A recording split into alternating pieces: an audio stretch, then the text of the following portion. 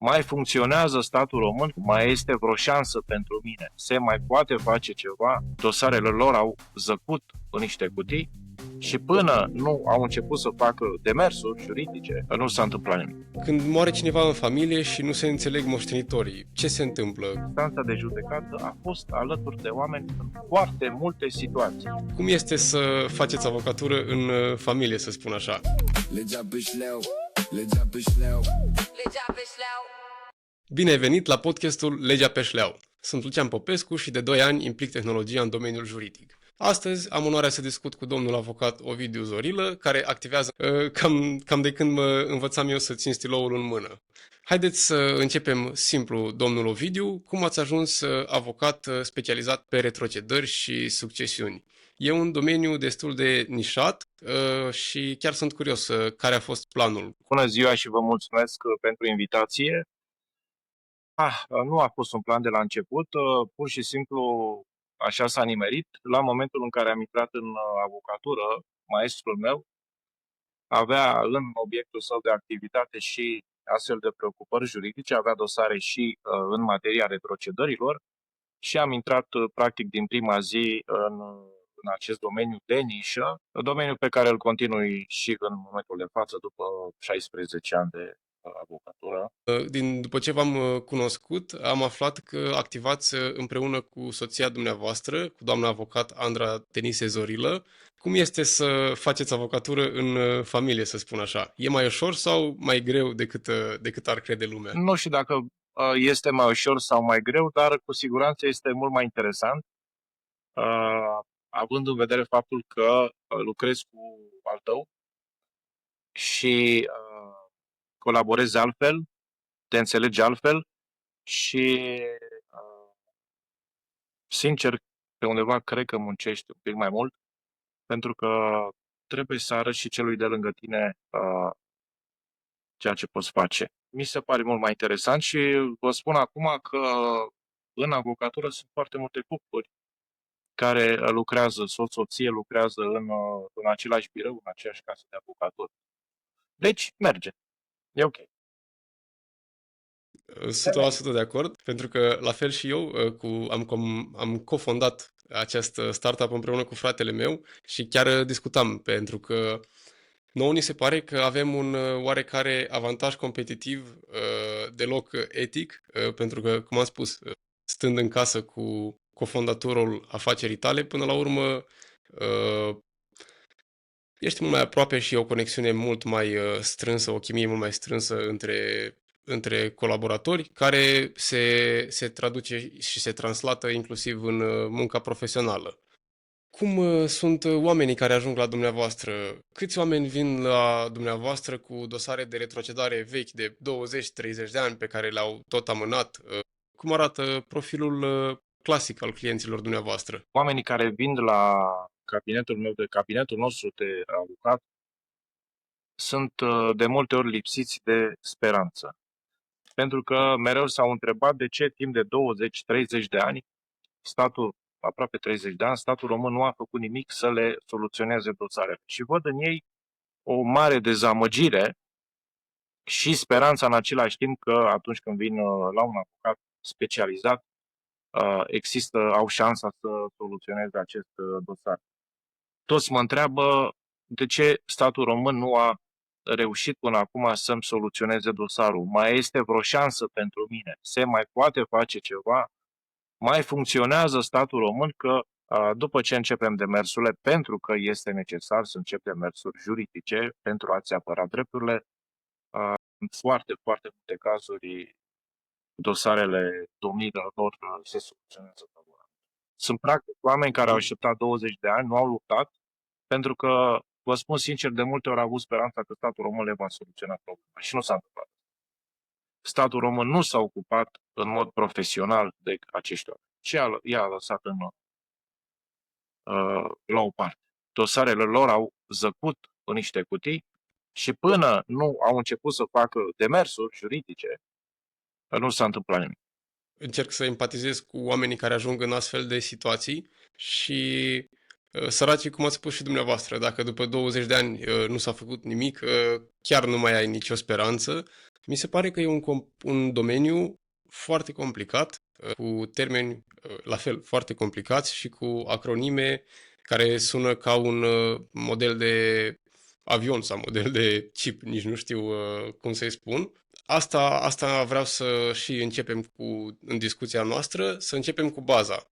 Înțeleg că vine acronimul de la Autoritatea Națională pentru Restituirea Proprietăților, dar ce face instituția asta și de ce există? ANRP sau Autoritatea Națională pentru Restituirea Proprietăților este autoritatea care se ocupă de tot ce înseamnă procesul de retrocedare.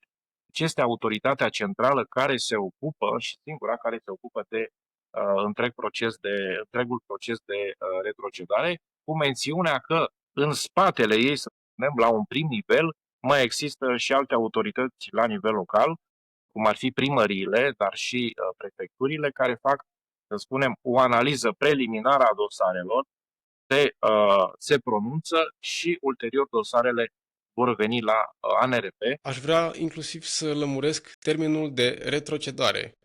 Când se folosește și ce înseamnă mai exact? Vorbim doar despre cazul legii 10 din 2001 cu retrocedarea după perioada comunismului sau sunt și alte cazuri în care se retrocedează imobile? Da, sigur, aceste legi de restituire, de retrocedare sunt mai multe. Avem legea 10 pe 2001 cu casele naționalizate, cum știe toată lumea, cea mai cunoscută lege. Dar pe lângă această lege mai avem și legea care oferă compensații pentru cei refugiați din Cadrilater în 1940, precum și pentru cei refugiați din Basarabia și Bucovina în 1944, atunci când am pierdut aceste teritorii urmare intervenției armatelor sovietice. Presupune, că ne referim mai mult acum la legea 10, presupune restituirea în natură a imobilelor care încă nu au fost demolate, care nu au fost demolate în perioada comunistă.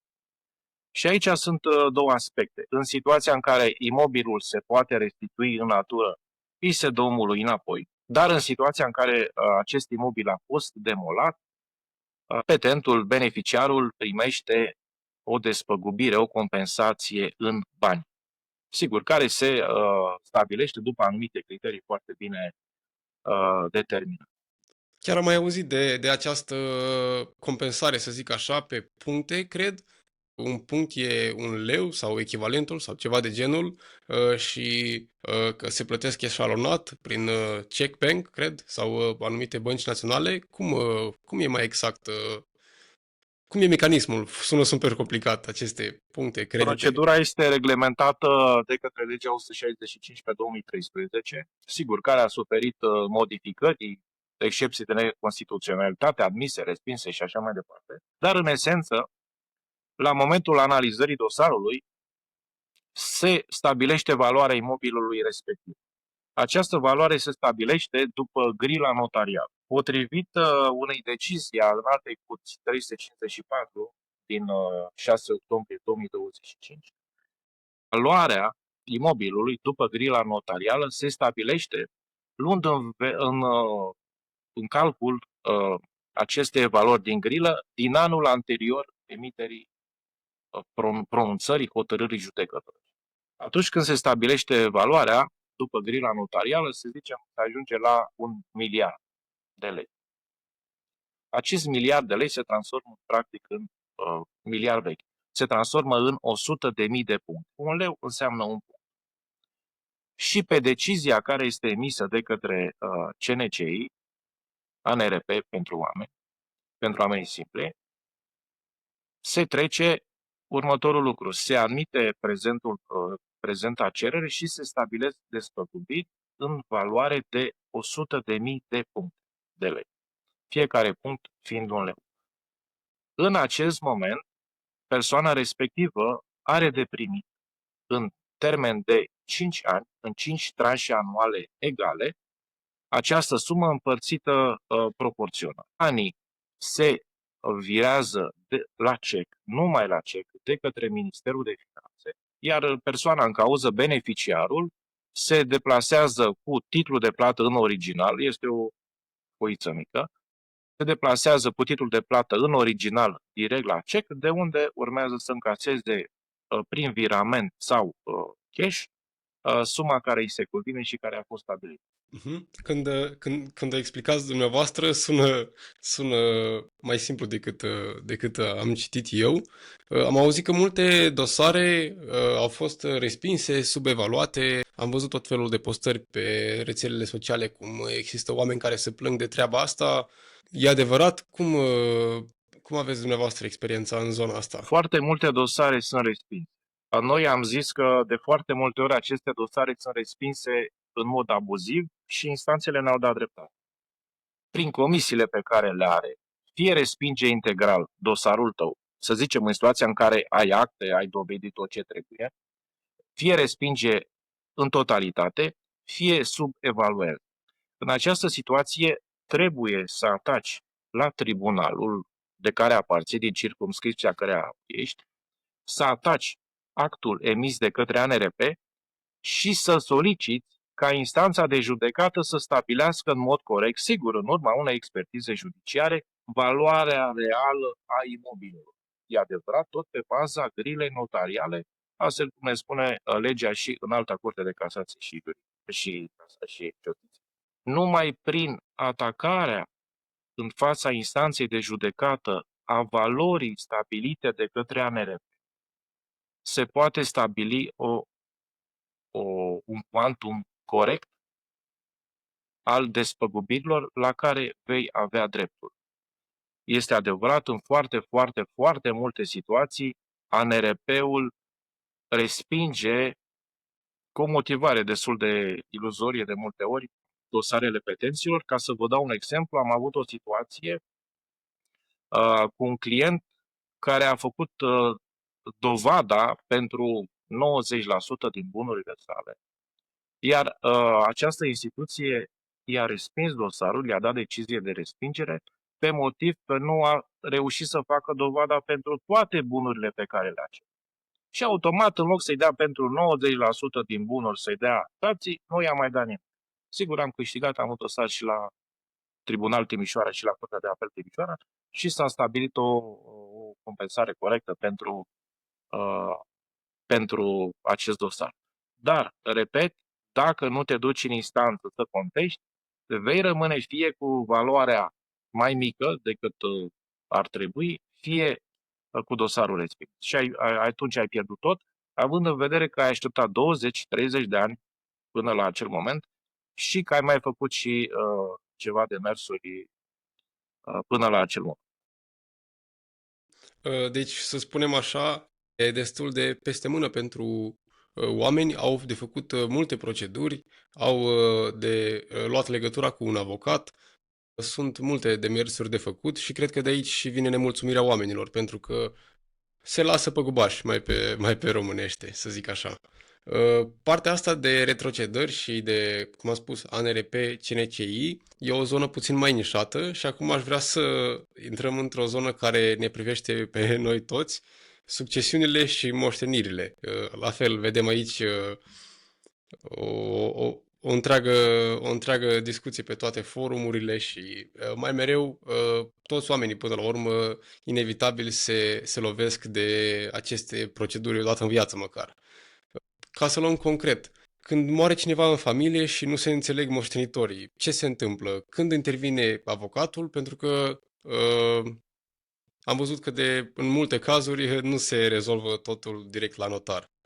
Cum e zona asta pentru dumneavoastră? E o zonă cunoscută și pot spune următoarele lucruri. În mod ideal, atunci când moare cineva în familie, urmașii ar trebui să se ducă cu bună credință la notar și prin bună înțelegere să obțină un certificat de moștenire, să deschidă succesiunea și să obțină actul doveditor, certificatul de moștenire. În foarte multe situații, acest lucru nu se întâmplă, urmașii nu se înțeleg, fiecare are pretențiile lui, fiecare are dorințele lui, fiecare vrea mai mult de la celălalt în principiu și atunci intervine avocatul care poate soluționa această problemă numai pe calea instanței de judecată. Se formulează o acțiune specială în materia succesiilor, prin care instanța pronunță o hotărâre în care constată atât deschisă succesiunea defunctului, calitatea de moștenitori a urmașilor sau unora dintre urmași și chiar partajează masa succesorală, dându-i fiecăruia ceea ce se cuvine potrivit codului civil, potrivit dispozițiilor imperative ale codului civil. Sunt situații când unii dintre moștenitorii renunță și atunci, sigur, lucrurile sunt mai ușoare, dar atâta timp cât există o singură persoană care nu agrează ideea unei înțelegeri de comun acord, ajungem la instanța de judecată. Deci, ca să înțeleg, dacă totul e ok și moștenitorii se înțeleg, e mai simplu, se procedează doar în cadrul unui notariat, iar în momentul în care apar discuții și aici cred că majoritatea familiilor au cel puțin un caz în care s-au certat din cauza averii, să zic așa, intervine avocatul. Aveam o curiozitate. Există acea prevedere în care un moștenitor de gradul 1 nu se poate dezmoșteni în procent integral? Adică chiar dacă decedatul alege prin testament sau cum funcționează să dezmoștenească un membru al familiei, e oare posibil în cazul în care acesta acționează în instanță să conteste decizia decedatului? Da, Cum funcționează aici? atâta timp cât o persoană trăiește, poate face absolut orice dorește cu patrimoniul său, chiar dacă are urmași. Poate să vândă casa, apartamentul, să facă ce vrea cu banii. În momentul în care decedează și lasă un patrimoniu, acesta este împărțit, să spunem, de lege în anumite cote. Aici, în situația în care defunctul are un moștenitor, un copil, copilul are dreptul potrivit legii la rezerva legală. Așadar, defunctul nu poate să treacă prin proprie voință peste această rezervă legală, această cotă din propriul patrimoniu pe care este obligat să o lase moștenitorului său direct. Poate să facă testament, poate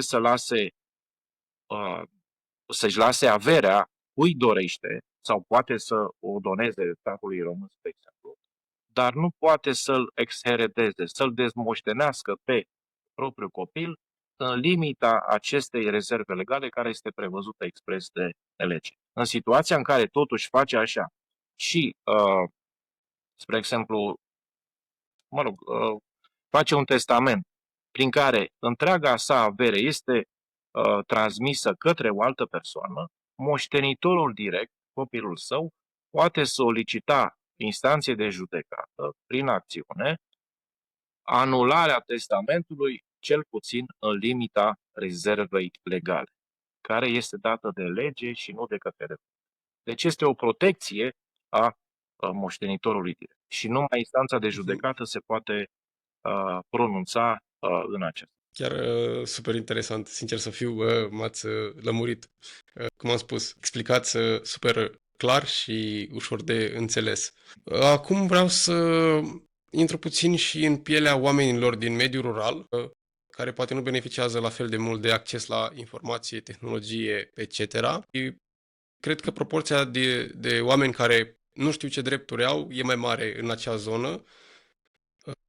Aș vrea să discutăm puțin despre terenurile agricole, zonele împădurite, practic fondul funciar. Cum funcționează partea asta de reconstituire a dreptului de proprietate și am auzit povești de la bunici, mătuși, rude de cât de greu e să obții un titlu de proprietate. Și aici avem, zic eu, o mare experiență, am avut foarte multe dosare. Este un domeniu fondului funciar, cel puțin mie îmi pare un pic mai stufos ca proceduri față de casele naționalizate, de legea caselor naționalizate. Legea fondului funciar urmărește, evident, acordarea de compensații sau restituirea în natură a terenurilor agricole care au fost luate cetățenilor de către regimul comunist. Procedura, în foarte puține cuvinte, este următoarea. Este nevoie ca persoana deposedată sau urmașa acesteia să fi depus în baza legii 18 pe 1991 o cerere de reconstituire a dreptului de proprietate sau de acordare de măsuri reparatorii. Această lege, această cerere trebuie completată cu acte, cu foarte multe acte, inclusiv acte de stare civilă, iar primăria la care s-a depus cererea respectivă emite o propunere de acordare sau de respingere a acestei cereri, propunere care este validată de către comisia din cadrul instituției prefectului județului respectiv. Titlul de proprietate, atunci când cererea este soluționată, se emite de către această comisie din cadrul instituției prefectului județului X, dar în situația în care terenul nu se mai poate restitui în natură, nu există rezervă, sunt alte situații expres prevăzute pe lege, dosarul de fond funciar se trimite la același ANRP, care verifică din nou dosarul după ce îl înregistrează, mai solicită acte în completare, pentru ca în final, prin intermediul Comisiei Naționale pentru Compensarea Imobililor, CNCI, vestitul CNCI, să dea o decizie de admitere sau de respingere a dosarului.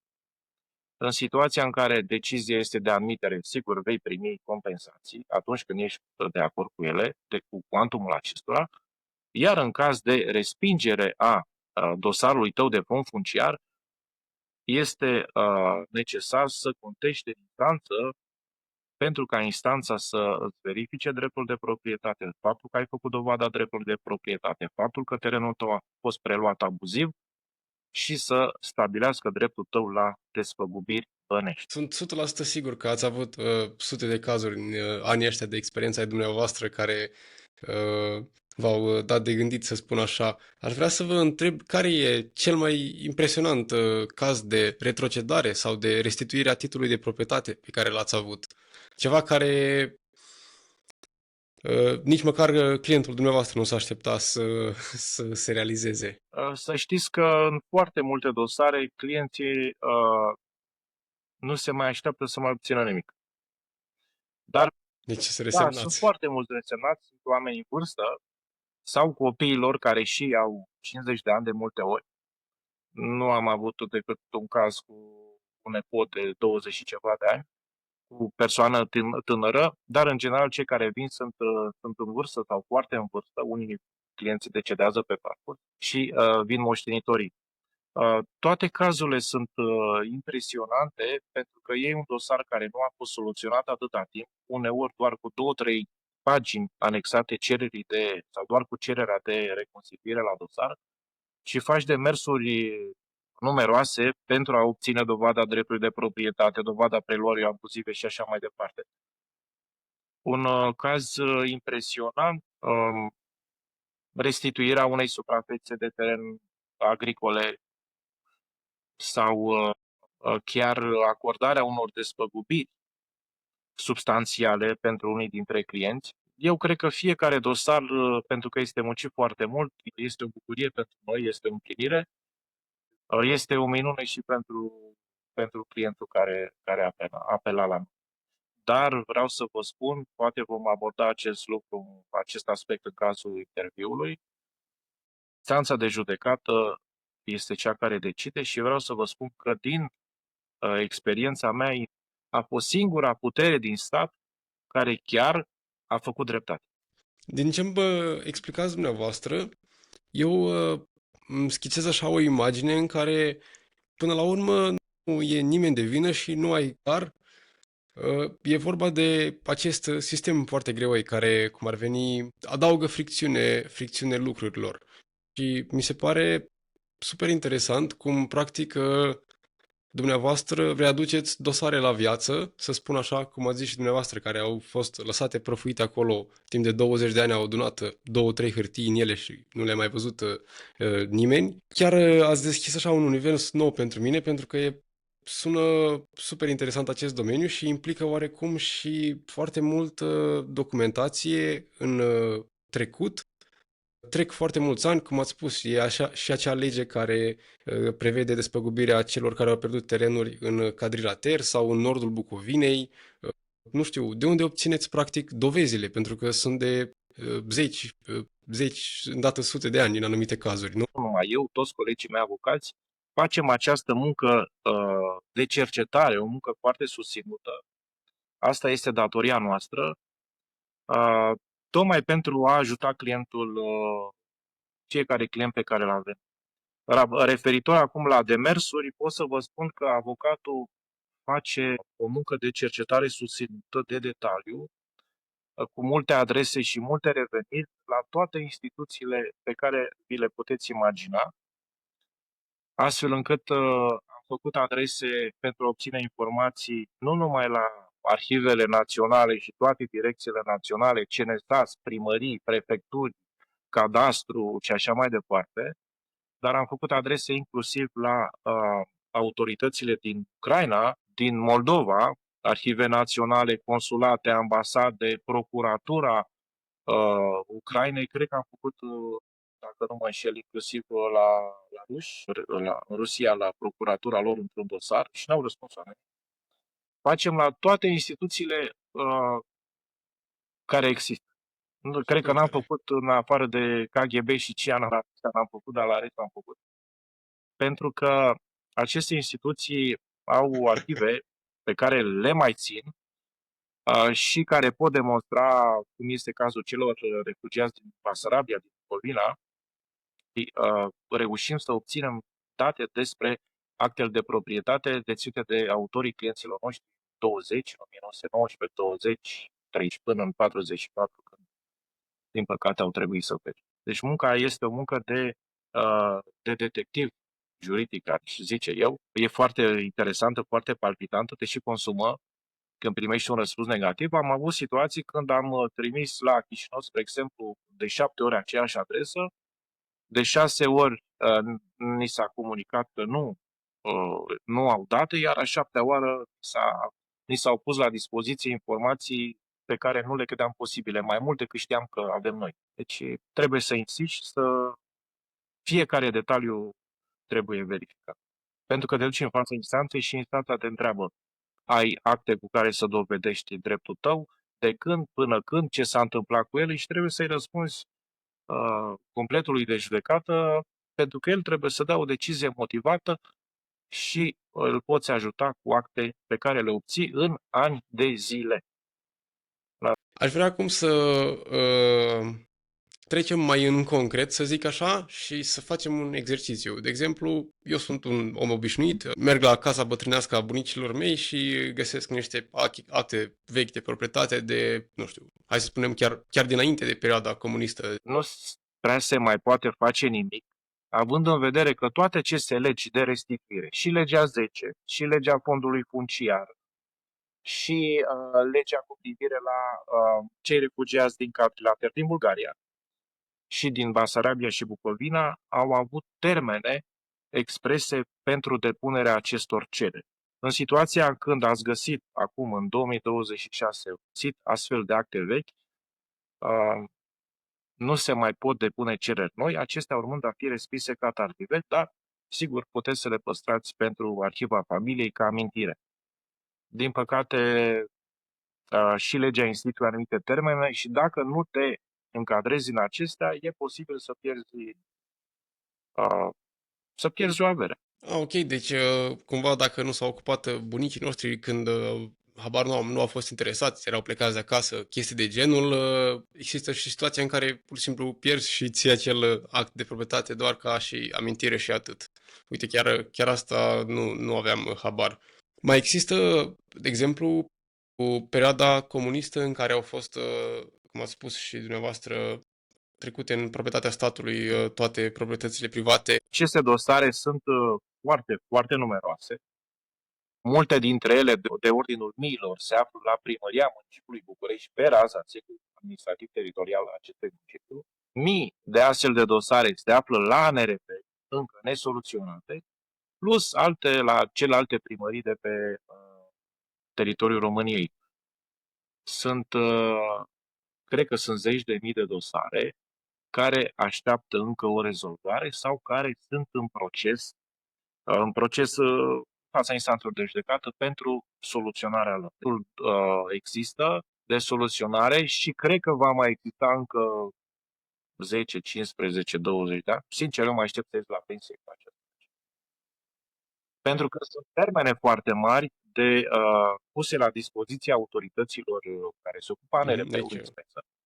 Termene de soluționare foarte mari. ANRP-ul are la dispoziție 5 ani, 60 de luni, pentru soluționarea unui dosar de legea 10 sau pentru soluționarea unui dosar de refugiați din Basarab, în care nu ai voie să îi dai în judecată, cererea ta urmând, evident, a fi respinsă ca prematur. Deci da, sunt foarte multe. Foarte multe.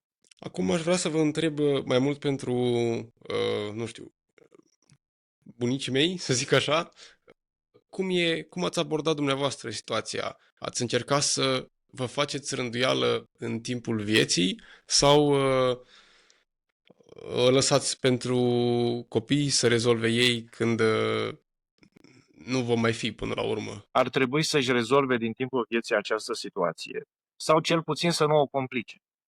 De multe ori se întâmplă ca părinții, bunicii, atunci când decedează, să lase o situație foarte încurcată în sarcina copiilor, în sarcina urmașilor.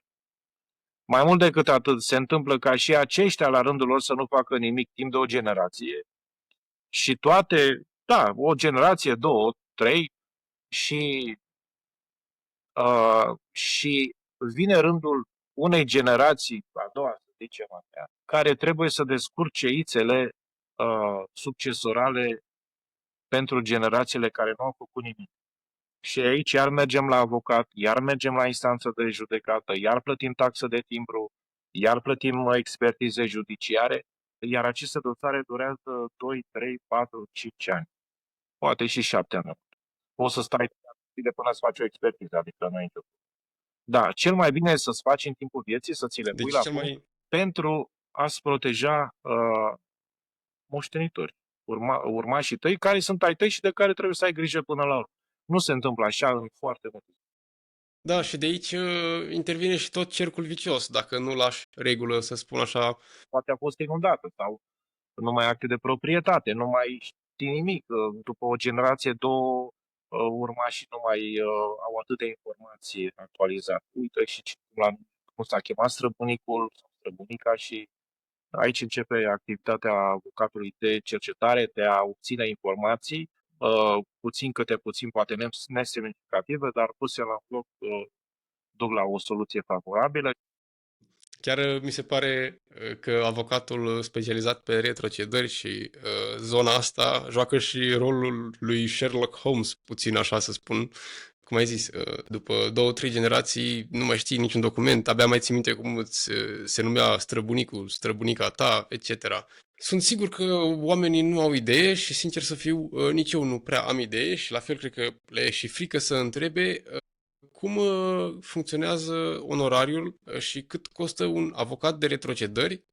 Rog să aveți în vedere că iei un dosar acum, să zicem în 2001 sau 2002, și îl duci 10 ani sau 7 ani sau 12 ani, timp în care trebuie să faci demersuri, trebuie să sesizezi de mai multe ori cu dosare separate instanțele de judecată, trebuie să te prezinți la aceste instanțe, trebuie să contești toate actele pe negativ date de către ANRP și primării, prefecturi și așa. Toate acestea, sigur, trebuie achitate de către client, pentru că avocatul nu poate munci pe degeaba atâta timp și el face o activitate remunerată în folosul clientului, inclusiv deplasări, dus la poștă și așa mai departe. Da, în această materie se ia un onorariu proporțional cu importanța și complexitatea cazului, onorariu care poate fi stabilit dintr-o sumă fixă la începutul dosarului și poate prevedea în foarte multe situații un onorariu de succes care se achită ca o gratificație, o bonificație, numai după ce clientul tău a văzut că dosarul a fost soluționat favorabil și a primit și bani. Deci onorariul de succes după ce acesta primește efectiv bani în mână, în cont, mă rog, sub o formă sau alta. Chiar acum mă gândeam, ar trebui inclusiv luată în calcul și inflația la un proces de atât de lungă durată sau nu știu cum ar trebui să funcționeze partea de onorariu. Le spun clienților, nu aveți obligația nici măcar o cafea. Contractul este obligatoriu între părți și pentru respectarea principiului și profesionalismului trebuie să te ții de acel contract și să-l duci la capăt, dar partea cu inflația n-am luat-o niciodată în calcul și cred că totuși dacă guvernul ar lua în calcul această parte la acordarea despăgubirilor, toată lumea ar fi mulțumită. Cea mai mare problemă în această lege este problema funcționarilor din sistemul puterii administrative, pentru că aceste autorități ANRP, prefectură, primării, țin de puterea administrativă, care sunt foarte refractari, care nu au curaj de decizie, care nu fac toate demersurile pentru a veni în sprijinul ocrotirii intereselor cetățeanului, funcționari cărora de multe ori nu le pasă de dosarul tău și îl tratează cu foarte mare superficialitate. Adică este o inerție la nivelul acestor instituții pe care de multe ori eu personal o confund cu rea voință directă în analizarea acestor.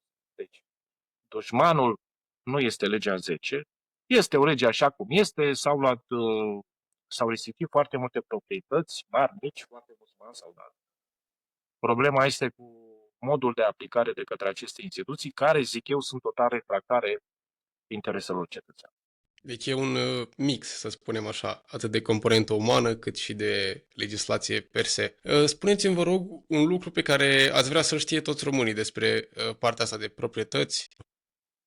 Să păstreze actele de proprietate și în situația în care apare o situație conflictuală să se adreseze instanței pentru apărarea drepturilor lor.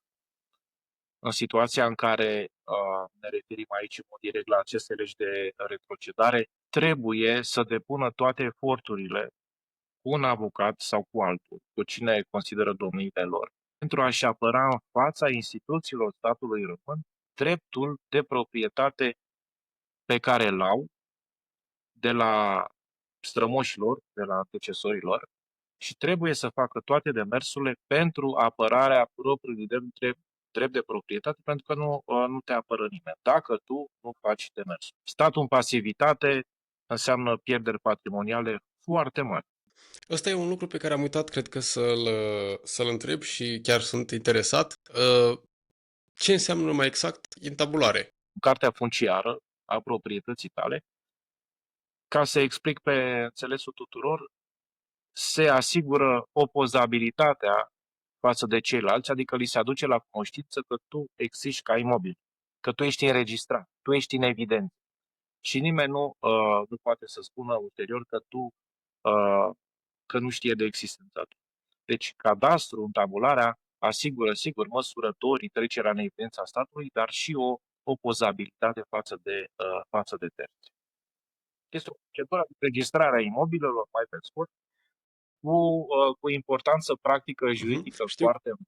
foarte mare, pentru că în situația în care nu ai un imobil întabulat, pot apărea probleme inclusiv în fața instanței de judecată. Practic, imobilul tău nu prea există. Este datoria fiecărui cetățean să facă acest fapt, cu mențiunea că sunt foarte, foarte multe proprietăți în care persoanele, proprietarii, nu au făcut niciun demers în această materie. Nu au ales la țară, prin unele străduțe lăturalnice ale orașelor, chiar și în unele cartiere mărginașe. Sunt foarte, foarte multe imobile care nu au fost întabulate, de aceea cred că există și acest program de cadastru și întabulare pentru imobile pornit la nivel național. Tocmai pentru evidența acestor imobile și pentru ca statul român să știe pe ce se bazează. Chiar mulțumim pentru informații. Ați auzit? Nu vreau să mai continuăm. Ăsta a fost al 3-lea episod din podcastul Legea pe șleau. Dacă ai învățat ceva, dă un subscribe, un share și lasă un comentariu, pentru că mă ajută enorm să continui. Iar dacă ai bunici sau părinți care au povești despre case confiscate sau, cum am spus, terenuri pierdute, poți să le trimiți episodul ăsta, pentru că s-ar putea să aibă anumite drepturi de care nici ei nu știu.